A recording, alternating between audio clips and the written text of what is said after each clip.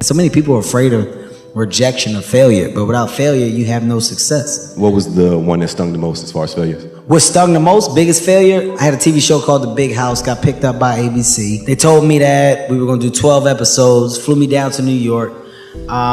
This is the biggest news ever. I'm about to be rich, I'm 22. I got a TV show, I'm writing, executive producing, starring in the show. You know what? No, I'm not just gonna go down there by myself. We gotta bring the cast. They said, nope, Kevin, we only flying you. I said, well, I'm gonna pay for the cast to come. I took my own money, flew them all down to New York. Get to New York, put on my suit, people taking pictures of me walking out. This is the best thing ever. Holy I'm famous. This is what it is. I get to the upfronts. Upfronts are where they announce your TV show. It's a slew of shows. They're announcing their time slots. I'm next. They're about to announce The Big House. Somebody puts their hand on my chest and says, Kevin, wait. They talking the earpiece. They said, nope, I'm standing with him right now. I'm like, what's going on? What do they want me to do? You know, they want me to go on the other side or something. He goes, okay, I'll tell them. They're canceled. They're not gonna pick you up. You gotta step back. And I was like, well, that don't sound right. Literally that fast, they sent me home. They were like, you gotta just go home. TV show got picked up 6 months later for 6 episodes. The 3rd episode's aired, they canceled the show again. I got the show canceled twice in a 6-month period, which has never been done before. I booked about 3 more pilots, got canceled. There was a show called John Stamos' show. He was a publicist. And they wanted me as a series regular. The show was going great, ratings were good. Put me on the show got canceled. I'm now just sitting out here doing nothing. I ain't had no money, borrowing money left and right. I decided to say, forget it. I said, I'm just gonna do stand-up comedy and focus on my craft. And I slaved the road for about 5 years, doing the same circuit over and over again. What I had to understand was that you're not in competition with anybody but yourself. I had to understand that if I'm going to stay true to what I feel that I can do, then I need to be the one to convince myself that this is what I'm supposed to be doing. But a lot of people, Kev, don't have that bounce back. That's why you don't have a lot of people that, you know, make it to a certain successful point in life. Because a lot of people can give up. It's easy to give up. It's the easiest thing in the world to do. I'm done. I ain't going. I ain't gonna keep going. Yeah, I don't feel like going to work. I'm done. Yeah, man. It's easy. It's very easy. But what's hard is going, yo, yesterday I got nothing from working as hard as I could. Nothing happened from that. I'm gonna do the same thing again today, but I'm gonna try to go harder. That's the hardest thing in the world. What sparked the idea to do stadiums? It was watching these performers, Beyonce's, Jay-Z's, Justin Timberlake, Taylor Swift. You look at all these musicians, and they go out and they put on these big productions, they put on these big shows. And I was like, nobody does that for comedy. You know, everybody does the same thing when it comes to stand-up comedy. They come out as a microphone and it's a curtain. You know, so I said, what if I make my shows an event? What if I put a production behind my shows? What if I bring a different level of creativity to stand-up comedy to almost make it a rock and roll like event?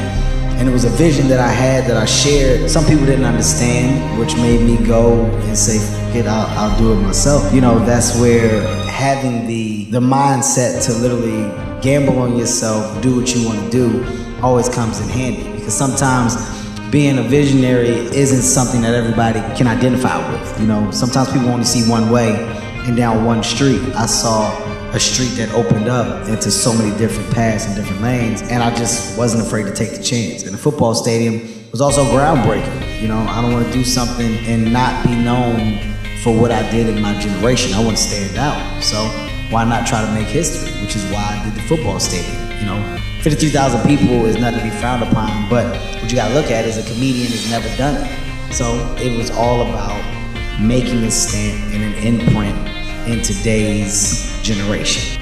Here's what I've learned though. I think the people that have made those mistakes and that have went through those crazy changes within this business are people that have put themselves in a position to not grow. I think you go through it at one point, but then you go, oh, this is bad. I messed up one time, I don't want to mess up again. I went through my period, I got my DUI. I was out, I was drunk every night. I was chasing different women every day of the week. I did that. I saw that it got me nowhere. What now? It's a question that you should never stop getting, but you should also never stop having an answer for it. So I made it the title because in all of my stand-up, I've put my life and my life experiences in them. You've seen me grow from grown little man to seriously funny, to laugh at my pain, to let me explain, to now what now? Well, I'm always trying to outdo myself. So I pose the question for everyone else. What now with you? I know what I'm doing. I know the direction I'm going in, but I love to inspire and to motivate. So that question should be a question that everybody gets after school, after work, after any and everything you do. What now? And it's just big. It's just so simple, but yet so complex. I don't think people really put a full understanding into the meaning of the answer to what now. It should just be ongoing. So my career is ongoing, just like the question of what now. You know, I think we all take body blows in the entertainment business. There's always something that happens that makes you go, oh, like damn. Like there's moments where you got to take the knee. Lucian was the first person to put me down to where I had to take a knee. He was basically, he told me that I needed to find something else to do. You know, it was that blunt. I got off stage. I had a great set. You know, granted, my material wasn't great material. I'm new. I'm green. But I had a great set. The crowd enjoyed me. And I thought that I was going to the back to talk to him about coming to the comic strip and doing spots. And instead, it was just, I don't see it. I don't see this being your craft. You know, I think that you should definitely look into doing something else because this isn't it. This isn't for you. And that's the first time that I heard that, but I had a guy like Keith that I was so close to that I told him, and I'm expecting Keith to be like, damn, if Lucian said that, it's something.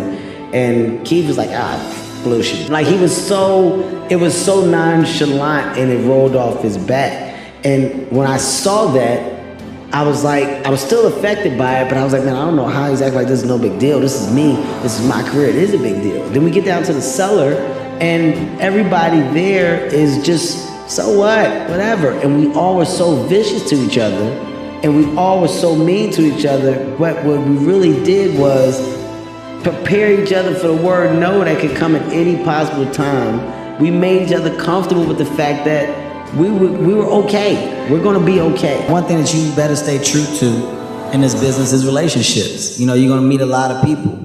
And in Hollywood, everybody appears to be real, man, but it's a facade. You gotta be a great character and a great judgment of character. You know, everybody loves you when things are going great, but you really get to see who you are and who the real people around you are when things aren't. And those people that you can tell are real, you hold on to. You know, you stay true to those relationships because there's going to come to a point where you go, damn, what do I have out here? What substance do I have out here? If it's not a party, if it's not a nightclub, if you're not in a relationship, what matters? It's only going to be about a good 5 or 6 people that actually matter. And those 5 or 6 people are going to be there for you whenever you need them. And the favors that I called on, those are long-term relationships, man, but I don't have many. You know, I got friends in the business that are really my friends, but I pride myself on the 10 to 12 that I have because they're genuine. They're real. Everything else just comes off as an associate. It's something that moves when you move in a high and by. But those real ones are real for a reason because when you call, they respond.